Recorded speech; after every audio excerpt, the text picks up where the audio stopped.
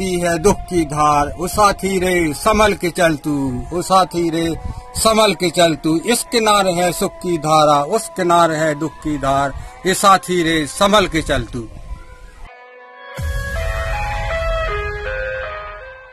बुंदेलखंड की शान भाई गिरीश कुमार के यूट्यूब चैनल में आप लोगों का स्वागत है। आज हम खजुराहो में स्थित दूल्हा देव, जो यहाँ पर रहस्य यहाँ पर देखे जाते हैं। हजारों साल से ये मंदिर मौजूद है, परंतु इनके रहस्यों को आज तक कोई विज्ञान तक नहीं समझ पाया। तो उनको अपन लेके आएंगे, उनको उजागर करेंगे, उनके चमत्कारों को, उनके रहस्यों को जानेंगे और विज्ञान से भी आगे जो मंदिर की खोज हुई थी उसको अपन लेके चलेंगे, जो कि पूरी जानकारी अपने सामने लेके आएंगे डॉक्टर डी तिवारी के द्वारा, जो कि यहाँ के लोकल के विशेषज्ञ हैं और उनसे पूरी जानकारी यहाँ प्राप्त करेंगे। चलिए चलते हैं मंदिर की ओर। मेरा नाम देवीदीन तिवारी, खजुराहो में मैं प्रैक्टिस करता हूँ और मंदिरों के बारे में मैं यहाँ शुरू से बड़े बड़े विद्वानों से मिला और काफ़ी पुस्तकों का अध्ययन भी किया और उसका रिसर्च करके जो सार निचोड़ निकला है वो मैं आपके सामने आज प्रस्तुत करूँगा। तो जैसे ये दिखाई दे रहे हैं, हाँ, ये जो पूरे मंदिर में चित्र दिखाई दे रहे हैं, इस चित्रों में बहुत आध्यात्मिक रहस्य छिपा है। यहाँ देखिए आप, लक्ष्मी नारायण एक साथ खड़े हैं, लक्ष्मी जी भी हैं, नारायण भगवान हैं, दोनों एक साथ हैं। कितने पवित्र हैं, उनका चेहरा कितना खिला हुआ चमकता हुआ दिख रहा है। वो उनके मन में ना तो कभी रोक टोक और टेंशन की भावना होती ही नहीं है, हंसमुख चेहरा है। उस जमाने में सभी देवी देवता हंसते हुए दिखाई दे रहे हैं। इन चित्रों में बताया है कि उस जमाने में किसी को दुख था ही नहीं, ना कोई रोग था, ना कोई भोग विलासता में ऐसी ज्यादा नहीं थी। गोस्वामी जी ने भी रामायण में लिखा कि दैहिक दैविक भौतिक तापा, राम राज्य काहू नहीं व्यापा। उनके राज्य में न दैहिक माने मलेरिया बुखार टाइफाइड कोरोना आदि कुछ होता ही नहीं था उस जमाने में। दैहिक दैविक भौतिक तापा, भौतिक माने मलेरिया बुखार टाइफाइड, ये कोरोना से परेशान हो गए। उस जमाने में ये कुछ नहीं होता था कि दिव्य शक्तियाँ थी, कि दिव्य शक्तियों से प्रकृति दासी थी, गुलाम थी। एक छत्र उनका राज्य था, प्रकृति उनके इशारों पर चलती थी। मांगे भारत देह जल रामचंद्र के राज। उस समय जो देवी देवता थे वो कितने हंसते दिखाए गए हैं। ब्रह्मा विष्णु महेश, बीच में शार्दूल जानवर दिखाया है कि कैसे हम अपने मन को कंट्रोल करके, अपने इंद्रियों को कंट्रोल करके अपने हेल्थ वेल्थ हैप्पीनेस को बढ़ाएं। आजकल इस चीज तरफ किसी का ध्यान ही नहीं है। उन लोगों ने, उनको कभी देवी देवताओं को सुना ही नहीं है कि बुखार चढ़ा, मलेरिया हो गया, ये बोतल चढ़ रहे हैं। ये देखिए हेल्थ वेल्थ हैप्पीनेस से कैसे जीते थे, कैसे रहते थे। ये सब यादगार की मूर्ति है और हमें भी ऐसे जीना चाहिए। इसका सूत्र भी है, मगर कोई आज जानने को न तैयार है न वो। ये सब रहस्य इस दूल्हा देव मंदिर में अंदर लिखे हुए हैं और शिल्पकार ने अपने हाथ से लिख करके ये आगे की जो भविष्य पीढ़ी आएगी वो भी ऐसे निरोगी रहे जैसे देवी देवता थे। तो ये सब चीजें ऐतिहासिक हो गई हैं, मगर इस तरफ न तो किसी ने रिसर्च किया है, न इस तरफ किसी का ध्यान है और दूसरी चीजों के ऊपर ज्यादा रिसर्च हुआ है और उनसे बहुत होता है, मगर ये अपने हेल्थ वेल्थ और फिटनेस तरफ भी रिसर्च होना आज के समय में बहुत जरूरी है। अब आगे हम देखते हैं कि अंदर यहाँ शिव भगवान दूल्हा देव महाराज बैठे हैं। अब उस तरफ हम प्रवेश कर रहे हैं अंदर गर्भगृह की ओर। अब सीढ़ियों के ऊपर चढ़ने जा रहे हैं। जी नहीं, चंदेल कालीन छड़ियाँ देखो आप मौजूद हैं, कई हजारों साल से यहाँ पर मौजूद है। नक्काशी को देख सकते हैं आप, पूरा आप देख सकते हैं। यहाँ की एक एक चीज को आप साकार रूप में देख सकते हो। आप साकार रूप में यहाँ पे दर्शाया गया है पत्थरों में कलाबाजी।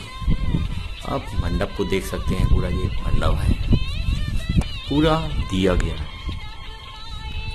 इसका आनंद लें आप। कीजिए रहा मंदिर पूरा, जितना ही बाहर से भव्य लगता है मंदिर, उतना ही अंदर से भी बड़ा ही मन को मोहने वाला ये मंदिर है। इसकी आकृति नक्काशी को आप देख सकते हैं, बिल्कुल जीवंत चित्रण यहाँ के कलाकारों ने किया है। तो आप जब भी यहाँ आइए तो वीडियो को सबसे पहले देखिए, ज़्यादा से ज़्यादा समझिए और पूरी जानकारी आपको दी जाएगी। चैनल को ज़्यादा सब्सक्राइब करें, लाइक करें और शेयर करें। ज़्यादा से ज़्यादा लोगों तक वीडियो को पहुँचाना है। बुंदेलखंड की पहचान को बताना है, तो यहाँ की संस्कृति को बताना है, पूरे विश्व के लोग यहाँ की संस्कृति को जान सकें, यहाँ की पहचान को बताना है कि पत्थर में भी यहाँ पे बिल्कुल साकार रूप दिया गया है। देख सकते हैं पूरा मंदिर की आकृति नक्काशी को देख सकते हैं। ये पूरा मंदिर रहा। इस गर्भगृह के अंदर ही साक्षात परब्रह्म प्रभु भोले भंडारी निवास करते हैं। हाँ महाराज, कुछ यहाँ की विशेषताओं के बारे में बताइए कुछ यहाँ के बारे में। हाँ, जो ये दूल्हा देव मंदिर है 9वीं सदी में चंदेल राजाओं ने इनका निर्माण कराया था। तो उस समय जो विद्वान थे, बड़े ऋषि थे, महात्मा थे, उन लोगों के विधि विधान से ये बनाया गया, क्योंकि इसमें बहुत वैज्ञानिक चीजें छिपी हुई हैं। जैसे इसकी एक छोटी 4 पंक्ति की एक कविता भी है जो मैं अभी सुनाना चाहता हूँ। उससे भी आप थोड़ा समझेंगे कि रहस्य क्या छिपे हैं इसके अंदर। जिसे हजारों सालों से स्पेस वैज्ञानिक ब्रह्मांड में खोजते आ रहे हैं, वह मिला दूल्हा देव मंदिर में जिसे देखा। हाँ, दूसरी लाइन है, दूल्हा देव मंदिर में है 1108 सालिग्राम आत्माओं के साथ शिव निराकार देखा। जो अंदर गर्भगृह में है वहां शिव भगवान बीच में बैठे हैं और 1108 सालिग्राम वहां विद्वानों ने उनको आत्माओं के रूप में सालिग्राम आत्माओं के रूप में स्थापित किया है। जिसे हजारों सालों से स्पेस वैज्ञानिक ब्रह्मांड में खोजते आ रहे हैं, वह मिला खजुराहो दूल्हा देव मंदिर में देखा। दूल्हा देव में बना है आत्माओं का लोक, ब्रह्मलोक, परम धाम। यहाँ शिव बाबा का चमकता ज्योति स्वरूप देखा। अंदर जो गर्भगृह में है वहाँ शिव भगवान का चमकता स्वरूप दिखाई देता है। अच्छा, जिन जी मंदिर देख रहे हैं अपन, इसका चमकता स्वरूप दिखाई दे रहा है। कविताओं में एक पहले से बखान किया गया है। जिस कविता के रूप में थोड़ा बता रहे हैं, इसको आप समझने की कोशिश करें कि जो समझें कि शिव बाबा परम धाम छोड़ धरती में आए, योग से सिखाने लेकर अव्यक्त अवतार देखा। शिव भगवान इस समय के विपरीत परिस्थितियों के समय में योग सिखाने के लिए संसार को आए हैं कि इस संसार को कैसे इन कष्टों से, दुविधाओं से बचाया जाए। अव्यक्त अवतार को लेकर शिव बाबा आए। वो कैसे मिलते हैं, कैसे योग सिखाते हैं, वो दूल्हा देव में बना है यादगार देखा। समय में कलयुग के समय जो भ्रष्टाचार पापाचार है, तो हम इस योग के द्वारा हम अपने आप को कैसे सुरक्षित रख सकते हैं। ये कल ब्रह्मांड नियंता सौर मंडल का भ्रमण करते खजुराहो आए, बोले मेरी बुक में मतंगे शिव संदेश पढ़कर देखा।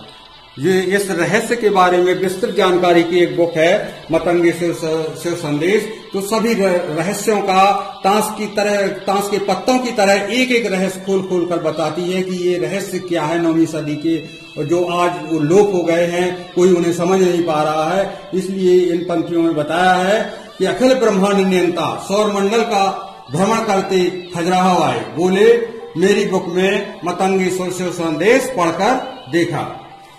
शिव बोले दूल्हा देव का ज्ञान देख लो, चांस है सृष्टि का विधान है, 4 युगों तक लोप रहेगा, फिर किसी ने नहीं देखा।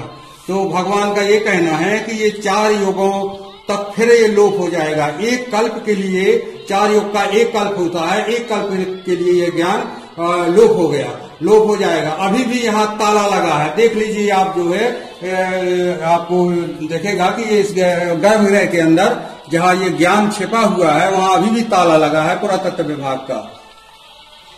तो शिव बोले दूल्हा देव का ज्ञान देख लो, चांस है सृष्टि का विधान है, 4 युगों तक लोप रहेगा, फिर यह ज्ञान किसी ने नहीं देखा।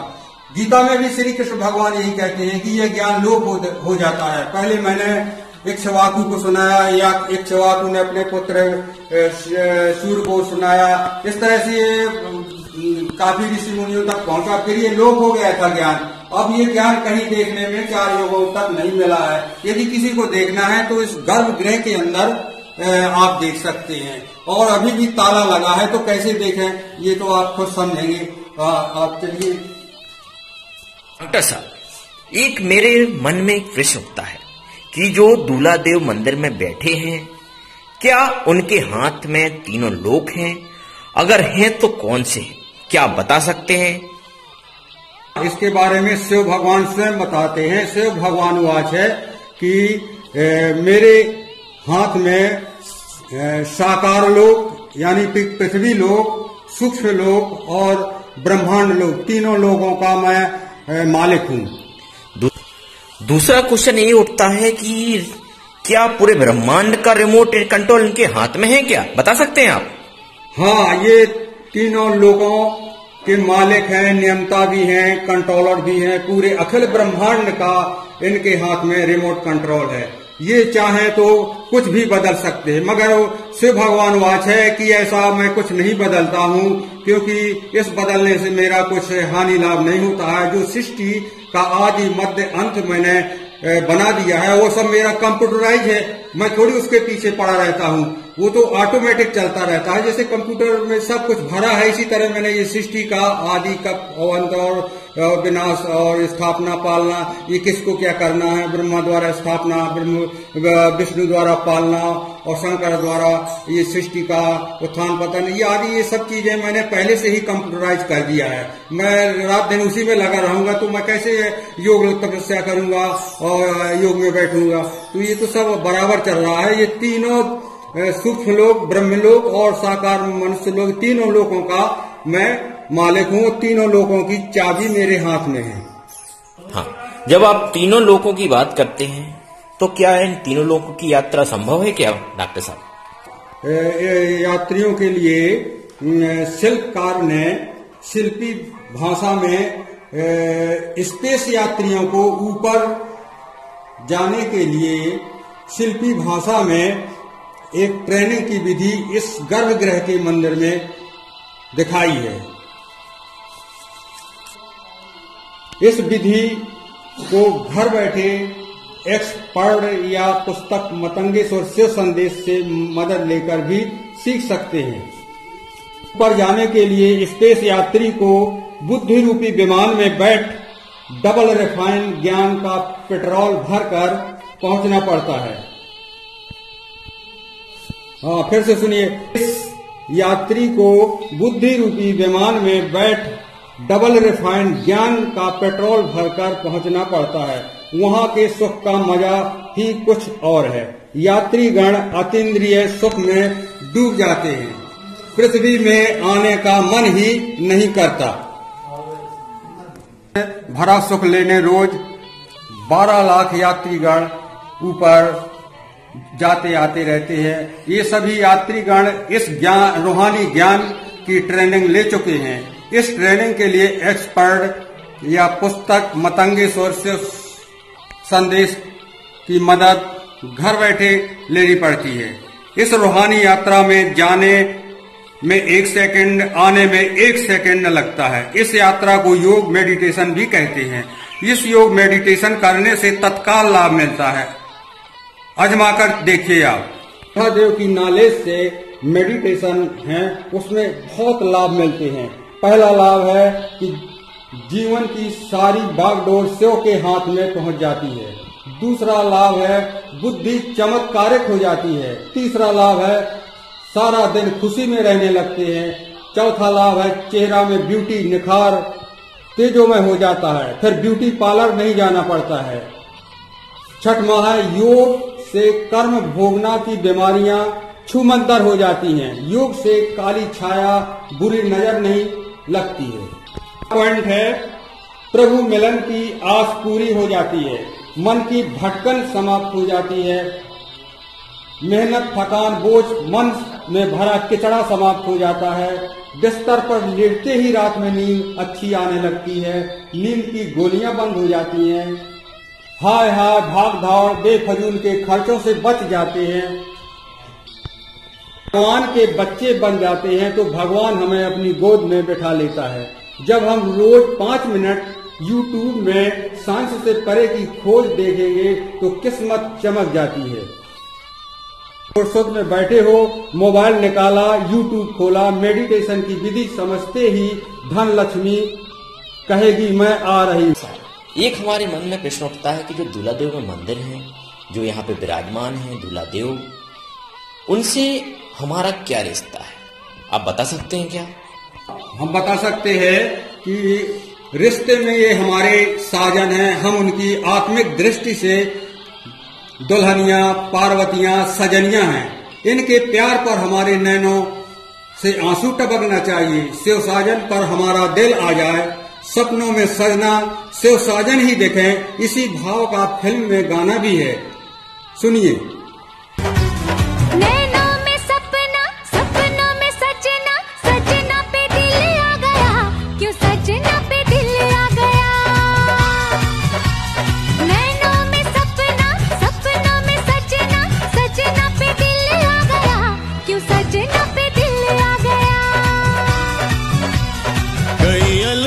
देखे जवानी के रेले देखे हंस। डॉक्टर साहब, एक मन में प्रश्न उठ रहा है, क्या दूल्हा देव में जो विराजे दूल्हा देव को शिव बाबा या सत्यम शिवम सुंदरम भी कहा जाता है? क्या इसका जवाब आप दे सकते हैं? आप शिव साजन इतने सुंदर हैं कि तीनों लोकों में इनसे ज्यादा सुंदर और कोई है ही नहीं। जिसने भी चेहरा देखा तो लगता है देखते ही रहे, नजर ही नहीं हटती। फिर उन्हें दुनिया में कुछ और भी देखने की इच्छा ही नहीं होती। फिल्म का गाना भी है, तेरे चेहरे से नजर नहीं हटती, नजारे हम क्या देखें, नजारे हम क्या देखें। तुझे मिलके भी प्यास नहीं घटती, नजारे हम क्या देखें, नजारे। डॉक्टर साहब, हमने सुना है कि दूल्हा देव मंदिर में हमारे जन्म जन्मांतर के पापों का मोक्ष होता है, सारे पापों की गठली धुल जाती है। यहाँ कोई नदी है क्या? खजुराहो का दूल्हा देव मंदिर नदी के किनारे पाट पर बना है। ये दूल्हा देव मंदिर है और ये सामने पुल दिखता है, ये वाला पुल है नदी के किनारे। तो पाट में ही ये दूल्हा देव मंदिर बना है। इसे समझने के लिए एक दिन एक बब्बा मछली पकड़ने के लिए नदी के पाट पर बैठा तो बब्बा को चिलम तमाकू का डब्बा याद आ गया, क्योंकि बब्बा चिलम तमाकू का डब्बा साथ में लाने से भूल गया था। इस आदत का वह बब्बा शौकीन था। तुरंत घर जाकर अपनी पत्नी से बोला, कहाँ गौ चिलम तमाकू का डब्बा। इसका बुंदेलखंडी गाना भी है, सुनिए।